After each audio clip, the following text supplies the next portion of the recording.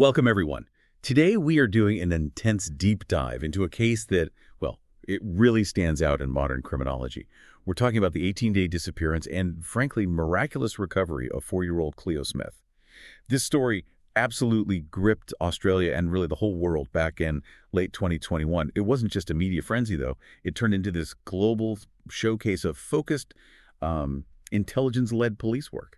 It really did. And, usually when we look at child abduction cases, especially stranger abductions, well, if they go beyond that critical first 48 hours, it's extremely rare for them to end with the child being found safe. So the successful outcome here, that's what makes digging into the sources, understanding how it happened, so valuable. Okay, let's unpack this then. Our mission for you today is to get past the headlines, really understand the mechanics of what happened. We're using sources drawn from, the comprehensive public records, the judicial accounts of the case, and they'll guide us through the complex timeline, the forensic breakthroughs that cracked the case, the huge police operation in Western Australia, and, crucially, the deeply disturbing psychological profile of the man responsible. Right. The basic facts are pretty straightforward, but they carry immense weight, don't they? 4-year-old Cleo Smith, abducted October 16th, 2021, remote campsite, Gascoyne region of WA.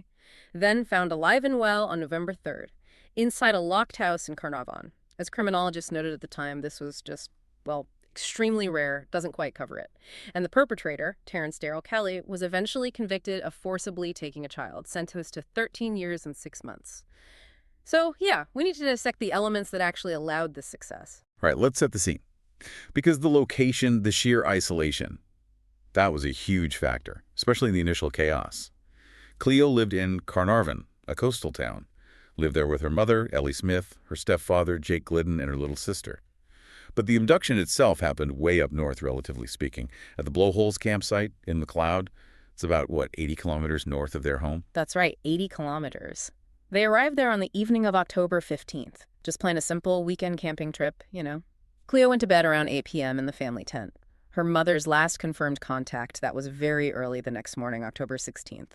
About 2:30 a.m., Cleo woke up, asked for some water, got tucked back in, seemed perfectly normal.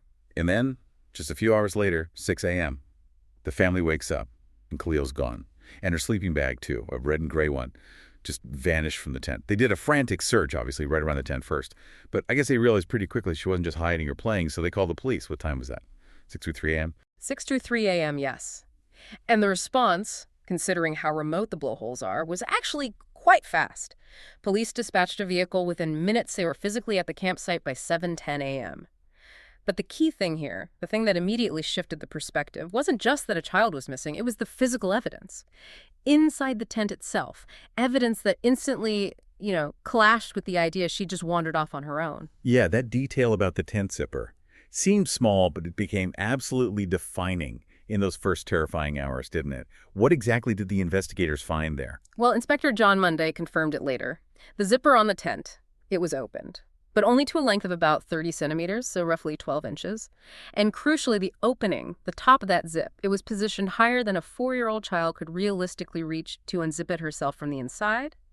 That immediately suggested someone from the outside, likely an adult, had opened it, reached in, and taken her. Wow, that specific detail, the height of the zipper opening. Yeah.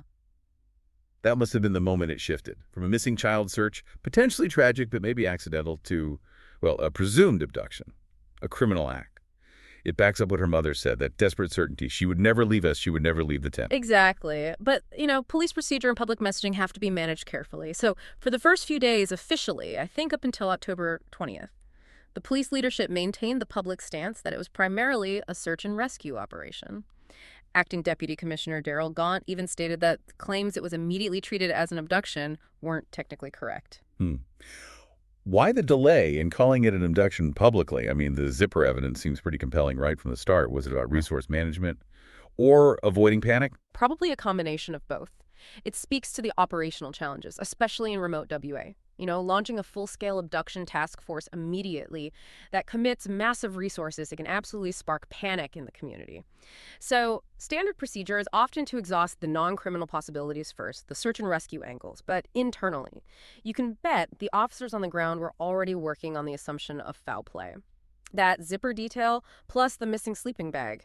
I mean, a child wandering off wouldn't usually take their sleeping bag, would they? So they were likely holding those two possibilities, search and criminal, in parallel until they could officially escalate and mobilize for the full criminal investigation. And that escalation happened around October 21st. The operational phase officially shifted then. They'd spent nearly a week searching that rugged terrain around the blowholes. Nothing. So police went public, confirming they believed Cleo had been abducted. And that triggered a complete restructuring of the whole investigation. Right, and this is where Western Australia really threw everything at it, starting with that announcement from Premier Mark McGowan. A huge incentive, a $1 million reward for information leading to Cleo, which, is massive. But that scale of reward, it started creating its own set of problems for the investigators, didn't it? Oh, absolutely. A reward that large definitely gets the public's attention, galvanizes people to help, which is good, but it also creates, well, let's call it operational friction, noise. Australian media reported exactly what you'd expect, an influx of, let's say, amateur sleuths or even self-styled bounty hunters, suddenly descending on Carnarvon, drawn by that seven-figure sum. That must have been pure chaos for the actual police work. You've got law enforcement trying to manage a crime scene, control forensic evidence, run a proper investigation, and then the town's flooded with people motivated by money, sometimes even, reportedly, pestering locals for clues. How did the official team handle all that extra noise? Yeah, it requires a really high degree of control and centralization. You have to filter information ruthlessly. The official police response was Task Force Rhodia, launched by the WA Police Force. And this wasn't just some makeshift group. Task Force Rhodia was a sophisticated multi-agency operation. They brought in specialists from the Australian Federal Police, the AFP. Eventually, it involved more than 100 officers, led by Superintendent Rod Wild. Their job was basically to manage everything. Digital forensics, data analysis, and crucially, vetting the hundreds, maybe thousands, of public tips that reward generated, sifting the signal from the noise. Let's focus on Task Force Rhodia's methods for a second, because this is where the modern, sophisticated policing comes in, right? In a remote place like that, what does a task force actually prioritize when the initial physical search turns up nothing? Well, physical evidence at a remote campsite, especially one exposed to the elements like the blowholes, it degrades quickly. Or might be minimal to begin with, so the focus almost immediately pivots. It shifts to digital footprints and, critically, vehicular movements. Task Force Rhodia would have been deep into data mining, processing phone records, analyzing cell tower pings from the area around the time Cleo went missing, bank transactions maybe, and absolutely crucial, reviewing every scrap of available CCTV footage. Not just from Carnarvon town itself, but all along that 80-kilometer stretch of road leading to the campsite. They weren't just searching the landscape anymore, they were searching vast streams of data. And there was that other factor, kind of an ironic twist, that actually helped them narrow the search area. Exactly. The WA police commissioner at the time, Chris Dawson, he pointed this out.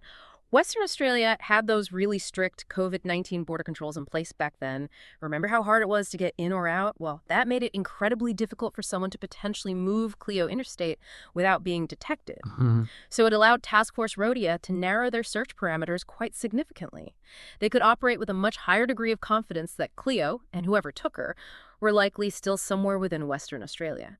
That let them focus their resources much more effectively within the state, that geographical containment. It definitely boosted the probability of success compared to a typical abduction where state lines are easily crossed. And that successful containment, that focused effort, leads us right to the breakthrough moment. Oh, yeah. After 18 agonizing days, the anxiety was just immense, wasn't it? Nationally, globally even. Here's where it gets really interesting, because where they eventually found Cleo, it was physically shocking, almost unbelievable. It really was the rarest possible outcome you could imagine. The night of November 3rd, 2021, Cleo was found, alive, and physically well, inside a locked house.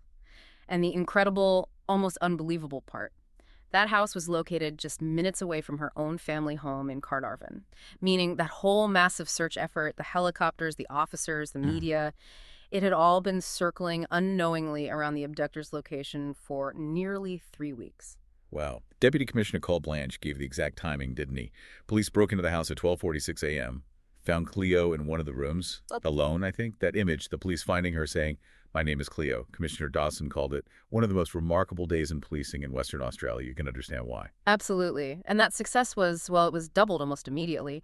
The alleged perpetrator, Terrence Darrell Kelly, 36 years old, he was taken into custody shortly after. Police stopped a car he was driving nearby, so it was a coordinated action securing Cleo safely and apprehending the suspect without incident. Okay, but the massive question is how? After 18 days, with the house so close, practically under their noses, What was the specific lead? What piece of forensic evidence finally pointed Task Force Rhodia to that house, gave them enough for a warrant? Police pointed directly to crucial forensic leads that centered on vehicular movement, specifically information about a car. Remember, they'd made a public plea back on October 25th, asking for anyone who'd seen a specific car. It was spotted driving away from the Blowholes campsite area in the very early hours of October 16th, around the time Cleo disappeared. It seems through really meticulous work reviewing huge amounts of CCTV footage collected over weeks, combining that with mobile phone data analysis focusing on cell tower activity near the campsite around that critical time window. They managed to zero in on Kelly's vehicle, and from there they linked the vehicle to his residence, that house in Carnarvon. That connection. Yeah. Tracing a potentially blurry car sighting at a remote campsite 80 kilometers away, all the way to a specific suburban house, that really shows the power of modern data analysis and digital forensics, doesn't it? Yeah. Moving way beyond just knocking on doors. Absolutely. It was that combination, the digital trail plus the specific visual evidence from the public plea, that ultimately cracked it. And the impact on the family, well, instantaneous and just overwhelmingly positive. Cleo was reunited with her mom and stepdad later that same day at Carnarvon Hospital for checkups. And amidst all that relief, that incredible joy, there was that one detail her mother noticed. Something unsettling about Cleo's appearance. Yes, the sources confirmed that Ellie Smith noticed that Cleo's hair, it had been cut and possibly dyed, or at least altered in color. This is actually, sadly, a known behavioral pattern in some extended stranger abductions. It's often an attempt by the perpetrator to change the victim's appearance, maybe as a crude disguise to make them less recognizable. Or perhaps, particularly in Kelly's very complex case, it might have been tied into his disturbed fantasies, an attempt to assert control or sort of assimilate Cleo into whatever scenario he was playing out in his head. Right, and bringing this back to the context we started with, the criminology aspect. Yeah. This recovery genuinely defied the odds, didn't it? It absolutely did. Associate Professor Xanthe Mallet, a criminologist who commented on the case, she really emphasized how finding a child safe after that length of time is statistically exceptional. It just doesn't usually happen. She noted the case broke the expected pattern. Most child abductions, especially by strangers, if they end tragically, it happens very quickly, often within hours. The fact that Cleo was held for 18 days, apparently physically unharmed, in a house right there in Carnarvon, minutes from a major police operation, it makes the outcome a significant anomaly. It suggests that while the abduction itself might have been opportunistic, the way she was held, the situation inside that house, must have been complex and highly irregular. So once Cleo was safe, the focus inevitably shifted. From the how of the police operation to the why and who of the perpetrator.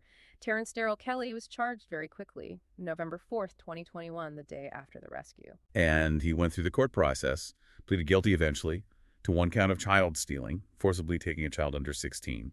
That was in January 2022. And then there was a separate guilty plea later on for obstructing police officers during the investigation, I think. Got a fine for that. That's right. And the whole judicial process concluded in April 2023. He was sentenced in the Perth District Court, 13 years and 6 months in jail, eligible for parole after serving 11 and a half years. And just for completeness, it's worth noting he did appeal that sentence, tried to get it reduced, but that appeal failed in September 2024. But really, to even begin to understand why this crime happened, you have to look at Kelly's background, the trauma that seems to have defined his entire life. Yeah, let's dive into that, because the sources paint a picture of just profound dysfunction, severe trauma starting really early. Kelly was born in Wickham, another town in WA. His parents were Indigenous Australians. And his childhood, by all accounts, was marked by frequent violence, alcohol abuse, just instability. He suffered what the court reports termed chronic, severe, and complex trauma, starting basically in infancy. And he was placed into state care at the incredibly young age of 2 years old. That kind of early, severe disruption, it just sets the stage for immense developmental problems down the line. And the effects showed up early, didn't they? Diagnoses of ADHD, oppositional defiant disorder, and then things got really serious around age 12, hospitalized for suicidal thoughts. Yes. The psychological pressure was clearly immense even then. His behavior worsened, became more antisocial, eventually led to him being expelled from school because of violent incidents, inappropriate behavior. And he did have a criminal history before the Cleo Smith abduction. He'd served time for burglary, aggravated burglary, also got fined for methamphetamine possession. He was actually released from prison back in 2017. And at the time he abducted Cleo, he was living alone in Carnarvon, in his late aunt's public housing property. And there's that other deeply disturbing connection, the environment he grew up in. He wasn't the only person from that household to commit such a serious crime, was he? No, and this is deeply unsettling. Kelly was raised, for a time at least, in the same household as another individual, Ashley James Brough. Brough was his aunt's biological grandson. Now, Brough himself was later convicted of the abduction and horrific sexual assault of a 9-year-old girl in Perth. Brough was actually later murdered in prison in 2023. While Kelly's crime was obviously separate, the fact that two individuals raised in that same profoundly troubled environment went on to commit high-profile child abductions, it really suggests a devastating cycle. Intergenerational trauma, pathology. It's hard to ignore that link. The court process required a deep dive into his mental state, right? Yeah. A pre-sentencing assessment. And the findings were, well, harrowing. They provide a sort of clinical lens on his actions. Can you break down some of those diagnoses? Yeah, the assessment was stark. It found he had a severely fragile, disturbed, and fragmented identity, which often happens as a result of chronic childhood trauma, you know? The sense of self just fails to come together properly, leads to detachment, instability. Beyond that baseline fragility, he was diagnosed as being detached, antisocial, depressive, and narcissistic. And then the really serious diagnoses on top: a severe personality disorder, paranoid schizophrenia, and complex post-traumatic stress disorder stemming from that childhood trauma. That is just a staggering combination of severe mental health issues, paranoid schizophrenia, and narcissism. Yeah. How might those conditions manifest in the context of this particular crime, the abduction? Well, paranoid schizophrenia obviously suggests a potential break from reality, possibly delusional thinking. We don't know the specifics of his delusions, but it's there. The narcissistic and depressive elements, combined with that fragmented identity, it points towards someone likely incapable of forming healthy, stable relationships with other adults. So maybe he sought control, connection, or fulfillment in these deeply inappropriate substitute ways. And that leads us directly to those, well, odd details about his private life that came out. The whole fathering fantasies thing. Right, the dolls. Yeah. That detail really stuck with people, giving this disturbing glimpse into his internal world.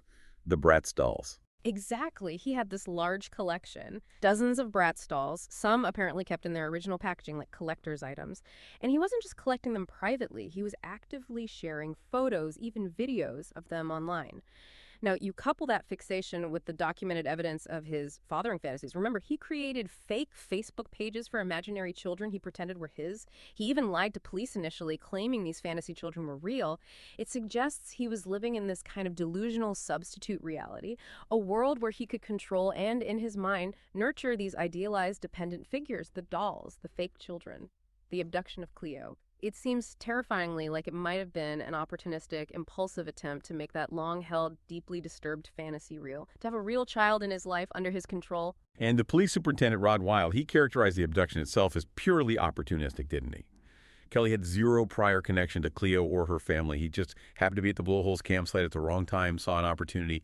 And given his history, his mental state, he was like this ticking bomb, just waiting for that specific, awful opportunity to act out this fantasy. Precisely. Neighbors in Carnarvon, they described him as very quiet, a bit of an oddball, they said, but not someone they'd ever suspected of being capable of something like this. And that's what's so chilling.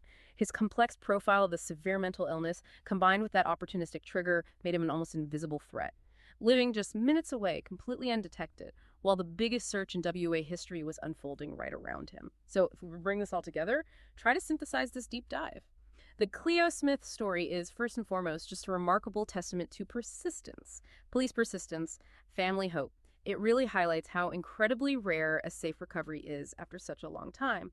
And it wasn't just luck. It was driven by that strategic application of resources, Task Force Rhodia. Their success really depended on moving beyond just searching the ground, leveraging digital forensics, data analysis, and crucially, acting decisively on that subtle but vital forensic lead. The car sighting. And we've also spent time looking closely at the perpetrator, Terrence Kelly. His crime was opportunistic, yes, but his capacity to commit it seems clearly built on years and years of that chronic, severe trauma, culminating in this profound psychological fragmentation, these dangerous fantasies. His case is just this tragic illustration, really, of the devastating consequences when severe mental illness, rooted in childhood damage, goes unchecked. Absolutely. And the lasting lesson here for you, the listener, is really about understanding the sheer sophistication, the resources, the combination of techniques required to achieve these extraordinary against-the-odds results. This was undeniably a win for disciplined, focused, technologically aided police work. So what does this all mean? Beyond the incredible relief, the pure joy of Cleo's safe return. Maybe the most challenging part of this whole story is grappling with Kelly's diagnosis. That severe personality disorder, the paranoid schizophrenia, the deep complex trauma starting from when he was just 2 years old. You have to wonder. The system, in many ways, failed him long, long before he became an opportunistic abductor. And given that clear evidence, that documented history of severe disturbance, which seems to have directly fueled his destructive fantasies, it leaves us with a final provocative thought, something for you to really consider. What systemic changes might be needed? In child protection services, in mental health funding, in community care programs? What's required to better identify and maybe provide mandatory intensive intervention for individuals who show these kinds of severe, chronic behavioral precursors before tragedy strikes? How do we ensure that the opportunity for an opportunistic crime like this, born from such deep damage, simply never gets the chance to materialize? That's the heavy question, the burden of knowledge, that this deep dive ultimately leaves with you.